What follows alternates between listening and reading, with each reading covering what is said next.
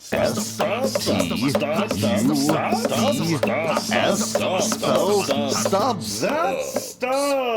All right, moving on. The next one we have is The Cage, in honor of Nicolas Cage. This is awarded to the biggest swing and a miss. This could be a movie or an actor. Is this because Nicolas Cage is so off the wall, swing and a miss? You don't know what you're gonna get. Unpredictable. Yeah. I mean, his you know what? It roles? just very well could just call it The Bees. The Bees. The Bees. That's more of a reference to a specific thing than it is a person. Yeah. So my biggest swing and a miss this year was Mickey 17. Oh, that's specific. Okay, Yeah. that's fine. I was really let down. Just thought it was going to be kind of fun and quirky and this is strange considering that this director who did Parasite and Old Boy and he is very much an established director into a vision. Yeah. And this one didn't feel like it had that vision. It's got themes. It's definitely making a cultural point. Yeah, his visuals, but as far as a science fiction thing, it's what the downside is that I feel like with all the theming and things that they had that they were trying to get the point across for that movie, the one thing that they didn't really deal with is what happens to the soul? When you have not even, it's not even a thing, you're right? dealing with, multiple people, recreations of yourself, and then having to deal with those same reprinted versions of yourself. Sure. It's we're not going to go into the metaphysical commentary of what a soul means when they get put back into a body. Yeah. I don't know. It had a lot that it could have lived up to. And then it drops it all at the end just to make some political commentary. Yeah, and I mean, Mark Ruffalo is playing a cartoon of a character. It did nothing for me. Yeah, that's just where I was at. Nothing in it. There was nothing in it. Nothing in that movie really impressed me. I was pretty disappointed because we saw the trailers for it and we were like, "Oh, this is an original." It was one we were looking forward to. It totally seems like, and it's just it kind of goes out of left field. Towards the end of it, just did not. Yeah, I'm all for abstract ideas, but it doesn't do anything interesting. All right, so where were you? So what was mine is totally. I maybe it is kind of could be in the same vein, I suppose, but it is definitely a huge swing into the miss for me, not as a character, but as a movie, is Happy Gilmore 2. Oh, I had fun. Haha, swing and a miss because golf. But I see. I'm also with you. because it is unwarranted. It's literally just to cash in on it because Sandler's run out of ideas for his original productions that he's been under his Netflix contract. Yeah. And I don't think as many. 20 years ago, if they were going to do it and they were going to do a Joe Dirt 2 or Dumb and Dumber 2 or something like that, and it's just to cash in and stuff, I could respect why they would do it. Yeah. Now, seems super unnecessary. It's not the fact that it's a movie that it's him reclaiming whatever lost glory and stuff like that. What was it? What was original Happy Gilmore? What really stood out? I honestly, what made it so great? I don't think it was very good. I honestly, this is an unpopular opinion. Always thought original Happy Gilmore. It's just okay. It's not the. It's the comparison to Billy Madison. Yeah, no, they're not even. Yeah, you can't even hold them close to each other. Yeah. For original Happy Gilmore, he's just over the top. It's physical comedy. It's just what I mean. Is it the cameos? Is it him fighting with Bob Barker? Shooter's kind of great. Shooter is the best part of the first one. You know what I mean? Yes, he really is. So for me in this sequel, Shooter coming back, getting shoehorned into being kind of the good guy, which is a total wrong. Yeah, that is a huge swing and a miss. Should have been the bad guy. If you're going to bring him back at all, just let him be the bad guy. Yeah. Everything with that random bro dude, John entrepreneurial guy. Oh, no, not John Daly. Whoever that guy is, that was totally unnecessary. All of the cameos, there are more golf cameos that I have no idea. There are a lot of proper golfers in that movie. The uncle guy is a golf John Daly. John Daly's a real golfer. I didn't even know who that was, and they've just shoehorned him into it. He keeps making appearances, and I'm like, this means nothing to me. I think it's kind of wild that he made it geared so heavily towards golfers. Well, yeah, why would you double down in this to make it appeal to golf? But it will work for those people, right? So does it? Nobody, I'm sure it does. Nobody who watches this movie is going to go into it with the nostalgia of golf being the thing that they want to watch the most about it. How would you appeal to the golf demographic to watch Happy Gilmore 2? I don't know. I thought it was funny, the running gag that they kept humping things like on the security camera. He gets fired from the job, and it's because he's like using something like he makes it look like it. No, Yeah, you but don't. where is that? That's established in this one. He doesn't really do No, that. it's in the perfect. It's first fine. one. No, that's what I'm saying. I thought that was funny. Just and that's because what he you got more adolescent as he got yes, older. absolutely. He's just childish. I mean, and all that. No, yeah. Killing Veronica was also a huge wrong turn. I on it. thought that was a bit of a. That Like, was. it yeah. reminds me of Clerks 3, where they just get rid of Rosario Yeah, Dawson, yeah. like for no reason at all. it Like feels- it's just to create some kind of drama, some kind of like trauma that he has that he can't get over. See, I've just wondered more if it was more so if like they just didn't want to come Grandma back and should really have do it. died, and then that should have been the only thing that he couldn't get over. Yeah. Losing the house again or something like that. Yeah. But like killing Veronica and then having her appear to him in like the visions and crap and the happy place and everything. Stiller did not It's need not to be in it Veronica. again It's either. someone else. It's a Who? different name. What? Veronica Oh, is Veronica Billy Madison. Vaughn is in Billy Madison. I don't No. remember her name though. Oh shoot. No, I you were right. I I'm didn't know wrong. she. You know what was crazy? I Darn didn't click. It didn't click in my brain that I don't watch the show, but I see clips occasionally. She's the mom in that Modern Family show. I yeah. had no clue. Yep. Yeah. She's actually had a pretty solid career. Yeah. Again, it's for me a lot of the cameos didn't work. Like even Kevin Nealon coming back is just doesn't work at all. It was fine. You know. You know the best part about it is the sons. Yeah, they're pretty good. I kind of wished it was Yeah. just more about him and like screwing around with That's the fair. sons. Yeah. So you know what? I sit here and I say it was fine, which better than this. If you haven't done Virginia it, was her name. By the way. Virginia. There you go. There's a ridiculous Happy Gilmore and Netflix golf game you can play with your phone. I played that the other night. Why? Well, I don't know. It was coming up on midnight. We were killing time after the Buckeyes blew it. So it's like it looks like a PlayStation 1 game. It's kind of silly. You should go and check is it like it out. The Simpsons? It's a little better than that, but you do fight people. people. You fight people Okay. as well as it. Anyways, look. So to your point, I said it's okay, and I feel like it's just okay. I watched it once. That's fine. But when I was thinking about best comedies of the year, I didn't even think about this movie. I totally So forgot that's- it was. I so totally that's forgot the- it was a thing until I read this category that you had listed. That's it, yeah, And I was like, yeah. which one did I think was frustrating enough that I didn't think needed to exist? And that's the And one. that's the one. Okay. And now we get to look forward to probably another Billy Madison for no reason at all. Yeah, I know. I have no doubt in my mind that won't happen. Probably right, buddy. Okay. Moving on from the Cage is the next up is the Lee, named after Christopher Lee. This is the best villain in a movie. One of the best Draculas. He is absolutely And one of the best. Saruman. And he's Saruman, absolutely. And he was being just a he was James badass in World Bond. War II. Yeah, yeah. Not a villain, but just a badass. Which one? He's a villain in a James Bond movie. Which one is it? Do you remember? Goldfinger? Goldfinger. Yeah. Yeah, Yeah, I right. think so. Yeah. Or is it Goldfinger or is it the man with the golden gun? It's one Oh, of the it's two. the man with the gold gun. You're right. Yeah, it is 'cause the man he with the has golden the gun. He has the gun. Okay, yeah. All right. So my pick for best villain in a movie this year, Lex Luthor. Fair. Yeah. Fair. I mean, he was awesome. Just Nicholas Holt Nicholas Holt is just unhinged absolutely He the could- spit, the vile, just the as Lex Luthor as a character in all the comics and every other interpretation has always been the stoic, intellectual bad guy and stuff who thinks he's bigger and higher than more elevated than everyone else in society in the world, super intelligent person. Nicholas Holt being just rambling, totally megalomaniac kind Yeah. of like, it's such a great portrayal. just seething heat Oh, or he hatred, hates him just so seething much. hatred, I right? love that so much. He Yeah. hates him so much, and that's the best thing for that character. I think. yeah, it's especially as a incredible. counterpoint to Cornsweat's Superman, who is the epitome of like hope and do-goodery, and Yeah. like it makes so much sense.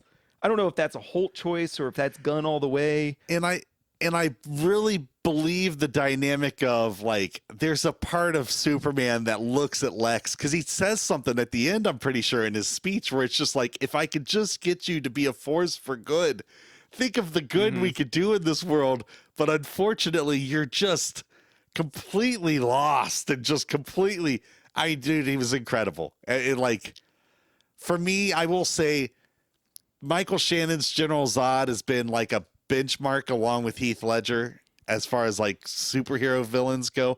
Not that the MCU hasn't had good villains. The MCU has had some pretty good villains. Squandered villains. But they've had squandered villains too. So those two were like Nicholas Holt's Lex Luthor joins those ranks easily. I thought that nobody could get better than Gene Hackman, and even Gene Hackman is sort of a phoned-in version of like what the Lex Luthor character is supposed to be. Michael Rosenbaum is probably the best one, I think, in the lexicon of Lexes. Yeah.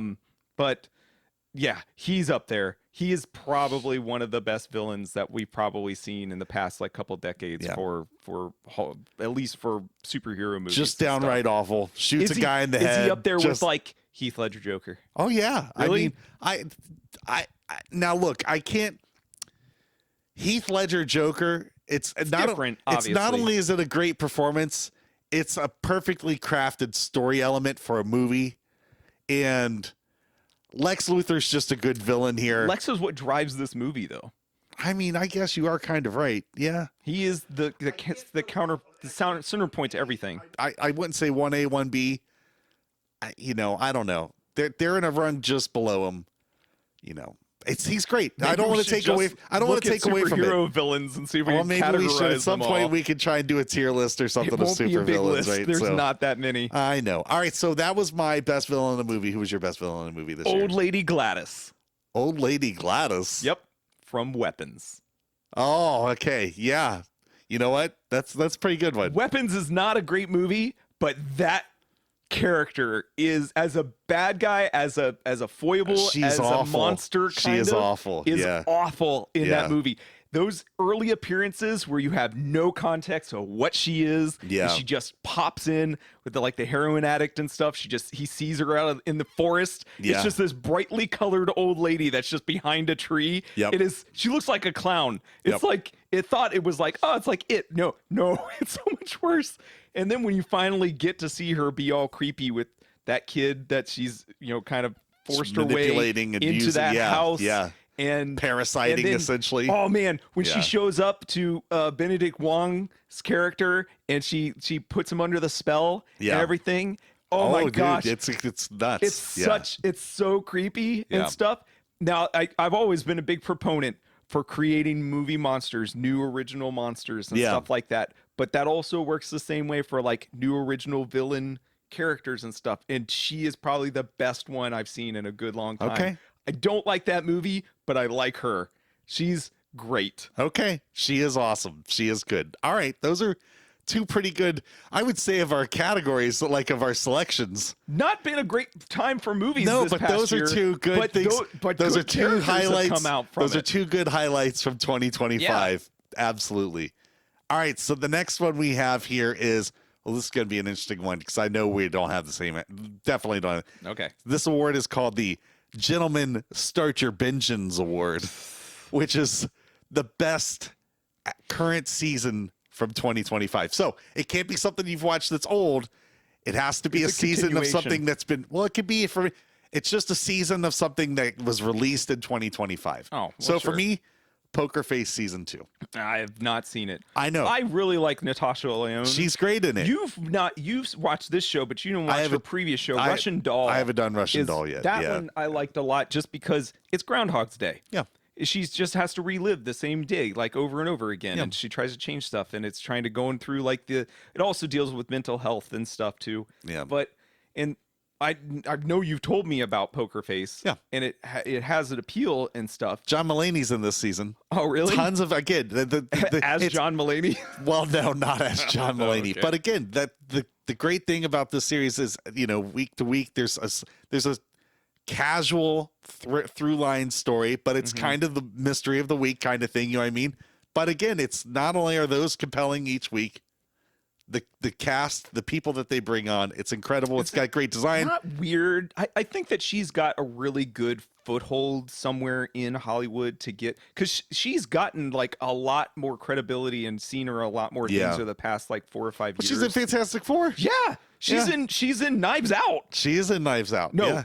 Glass Onion. At the beginning, she's like a little cameo, and when Benoit is sitting in his bathtub. I still haven't seen the new one yet. Oh, that's fine. I need to watch it still. He's she's like, and she's been, since the late 90s and stuff, like such a staple throughout so many different things. And Yeah. like she keeps getting like good things that keep coming through the Yeah. pipeline for her. Yeah. It's surprising. Her career is very surprising. This is again, just like I have recommended good season one, just like I It's a recommended solid season one, I recommend season 2. They're great watches. All right. So that was yours, surprisingly, I thought we were going to have the same thing. Yeah. And mine's kind of a twofer because I couldn't decide on which one, but you forced me to use Peacemaker earlier, and I was going to use Peacemaker for this. So I'll default to whatever the other one was, which is Andor.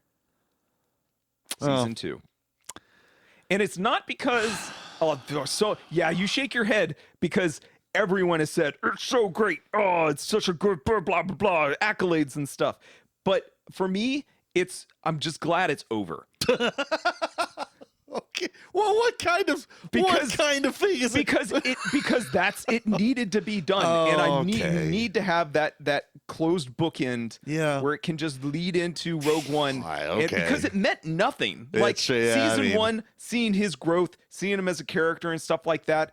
I don't care about him. Done things. He was a means to an end. I've done things that I can never talk about. He's gonna die, and it doesn't matter what his characterization it is. That whole show for me was the building of the Rebel Alliance, which was something that we never saw. The Rebel Alliance, that was the interesting thread of that. Was something we never knew in the original trilogy or anything. If you really needed it to be spelled out how it formed. How they got any kind of credibility, how they got any kind of military prowess to go up against the Empire at all. That's what I wanted from this show, was to see the building blocks of how it got started. And even then, like especially towards the end of it, where he's on Yavin, it just cuts. It cuts at one point. Sure. He's on Yavin. They're established now. Yep. And I'm like, well, that sucks. I wanted to see, like, did they go steal some X-Wings? Yeah. Did someone fund, like, where they're getting starships They find and that stuff? DJ guy from episode 8, go and buy some stuff off him. Right, yeah. Benicio del Toro, Yeah. like a young or like young version of he can look the same. de-aged- It's just been sure. Yeah. For 25 to 30 years, he's just not aged at he all. just hasn't changed Why it not? at all. Yeah, why not? But that's what I wanted the most out of it. And then it's got like cool set pieces and stuff, and the espionage and everything. Them in the Senate, Mon Mothma giving that last speech before she basically gets cut off. And then they have to get away. The tense escort. For me, the siege, the city, everything that went down in the city when the riots that happened in the Empire Unleashed. The tension. Again, there were great set pieces. Again, I don't think it's the masterpiece everybody says it is. Not at all. But it kind of drug, and it kind of was slow at times, but it's got good payoff overall. I would recommend it. It's better than a couple of the seasons of Mandalorian. So it's some of the better Star Wars TV that we've gotten, right? Well, there's not been a lot of great Star Wars in the past 10 years. Yeah. But it is probably up there with some of the best stuff. Yeah. And as far it's hard to get into, though, I bet. Like it's not something easy, that just a casual person would just jump into Star Wars and want to jump in, because it doesn't have any of the elements that you want to be in Star Wars. But you know what? No Jedi, there's no lightsabers. You say that, but I bet casuals I would say casuals probably get to just pick up on the characters for what they are. Like, I would say the casual doesn't even know Andor dies.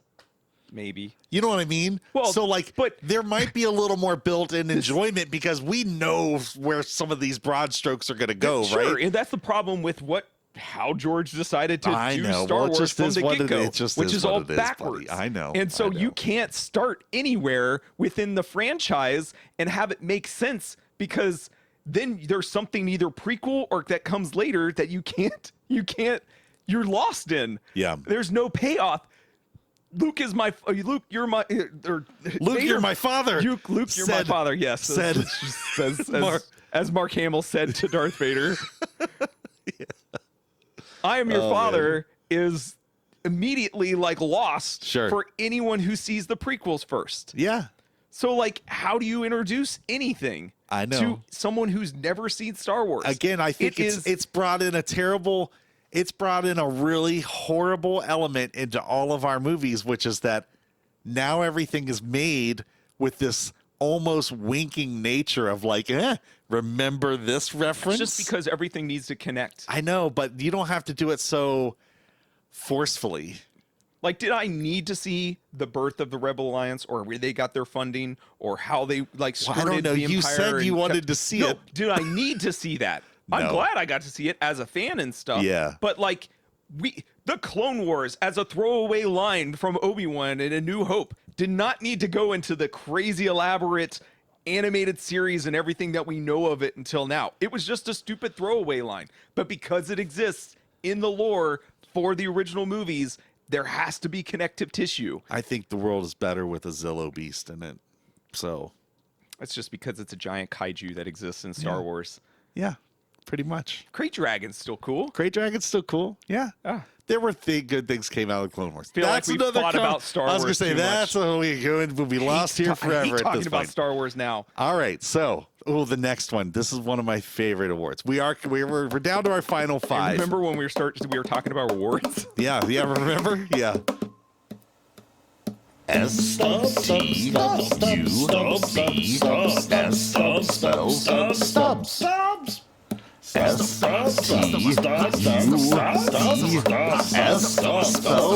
Stubs.